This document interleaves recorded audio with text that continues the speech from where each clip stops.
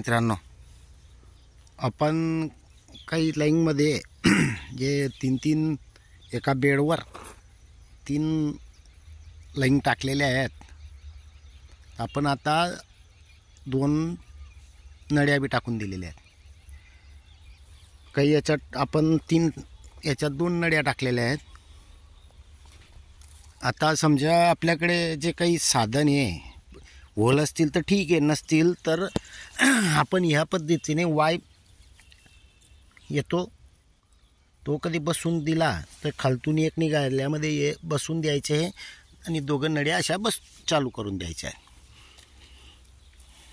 फक्त याला काळजी घ्यायची लागते की थोडा व्यवस्थित असं ताण देऊन व्यवस्थित हे कधी केलं तरी पाणी व्यवस्थित राहतं. ते आता चालूपुरतं आपण जे काही जीवाणू कल्चर दिलं या सार कल्चर, त्यामुळे आपण भरपूर पाऊस पडलेला आहे, त्याच्यामुळे आपण थोड्या वेळात चालू केलेला होता, तर ते देऊन दिलेलं आहे. त्याच्यामुळे आपण चालूपुरतं तयार केलेलं आहे. म्हणजे हे केलं आहे, नंतर आपण अजून त्याला क्लिअर करणार आहोत. कारण आज गुरुवार आहे, टाईम नसल्यामुळे ॲडजस्टमेंट करून घेतलेलं आहे. हे व्यवस्थित करावे लागतील. नळी अजून 2 जण असतील, एक जण तिकडे आणि एक जण इकडे, तेव्हा ते काम होतं आहे. आणि जिथं 2 आहेत तिथे ह्या अशा पद्धतीचे, यात काही टेन्शनच नाही. आता सगळ्यांनाच माहिती आहे. आपल्याकडे जसं काही आता समजा उपलब्ध असतं तसं आपण करायला काही अडचण नाही आहे. सबमेनमध्ये कधी होल असतील तर व्यवस्थित हे नसतील आणि प्रॉब्लेम असेल तर वाय जे पद्धत येतं ते कधी बसून घेतलं तर परफेक्ट काम होतं आहे. म्हणजे नळी वाकाड उकाड करण्याची गरज नाही आहे आणि इकडून तिकडे बी नेण्याची गरज नाही आहे. एकदा नळी टाकून दिली, मक्का मोठा झाला की ऑटोमॅटिक ते काम होऊन जातं. आता जिथे आपल्याला अडचण आहे तिथं आपण ते वाय बसवून घेतलेलं आहे अशा पद्धतीनं.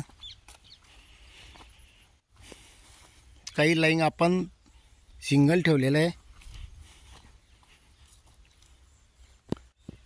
आणि बेड पद्धत असल्यामुळे पाणी पुरेपूर पसरलं जातं. त्यात काही शंका नाही. आपल्याला पिकांना पाण्यापेक्षा वापसाचे कंडिशन, वापसा महत्त्वाचा असतो.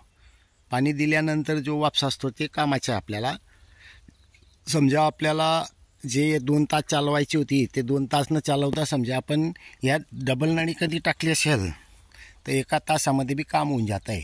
आणि शेतकरी मित्रांनो, लहान मक्काला तरी जास्त पाणी देऊ नका. कारण आमच्याकडे सर्व महाराष्ट्रातच पाऊस चालू होता. जास्त पाऊस झाला होता, त्याच्यामुळे आपण याला एकही पाणी दिलं गेलं नव्हतं. सुरुवातीला जे 1 दिवस चालले होतं ते, आणि त्याच्यानंतर आज आपण आपले जीवाणू कल्चर सोडल्यामुळे त्यामुळे आपण फक्त जास्तीत जास्त 1 तास दिलेला आहे. सर्व बॅरल सोडायला आणि भरायला जो टाईम लागला बस तितकंच. त्याच्या व्यतिरिक्त आपण पाणी दिलेलं नाही आहे. पण आपली जमीनच अशी आहे, थोडंही दिलं तरी आपला ओलावा पकडून घेतं.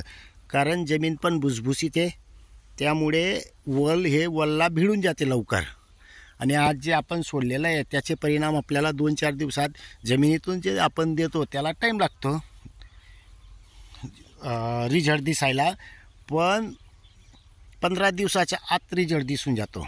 पण जे आपण फवारणी करतो 2 दिवसात रिझल्ट दिसायला पाहिजे. सर्व काही आपण घरगुती निविष्ठा वापर केलेले असतात आणि आपण प्रत्येक व्हिडिओमध्ये शेतकऱ्यांपर्यंत ही माहिती देत राहतो. तर शेतकरी मित्रांनो, व्हिडिओमध्ये जे आपण आवडल्यास लाईक सबस्क्राईब करा, जेणेकरून तुम्हाला जे काही प्रश्न असतील किंवा माझे काही चुकत असेल तोही प्रश्न करा किंवा मलाही ते विचारू शकतात. कारण चर्चेतूनच आपल्याला पुढं जावं लागतं. चर्चा झाली तरच मलाही काहीतरी माझी जी काही त्रुटी असेल ते पण माझ्या लक्षात येणार आहे. असं नाही की मी हे केलेलं आहे याच्यात काही बदल करावा बी लागतो. ज्या एखादा अनुभवी शेतकरी असतो त्याला हे अगोदर केलेलं असतं. मी म्हणत नाही मी पहिल्यांदा केलं आहे. हे ऑलरेडी बनवलं आहे तर काहीतरी टेक्नॉलॉजीनं बनवलेलं असेल. तर शेतकरी मित्रांनो, तितक्यासाठी जर तुम्हाला काही याच्यातून वेगळा अनुभव येत असेल तर तोही कळवा, म्हणजे जेणेकरून मला स्वतःला सुधारणा करता येईल. आणि आपण किती मोठे असलो, अनुभव सर्वात महत्त्वाचा आहे. कोणाला वेगळा अनुभव कसे कसे असतात हे सांगण्याची गरज राहत नाही. काही शेतकऱ्यांना भरपूर अनुभव आहेत, पण सांगायला किंवा बाहेर माहीत पडत नाही. जेव्हा विचारलं कोणी तेव्हा सांगतील. पण शेतकरी मित्रांनो तसं करू नका. आपल्याला जो काही अनुभव असेल, आपल्याला त्यातलं ज्ञान आहे ते हे चर्चेतूनच बाहेर काढा, म्हणजे जेणेकरून शेतकऱ्यांचा फायदा होईल. धन्यवाद.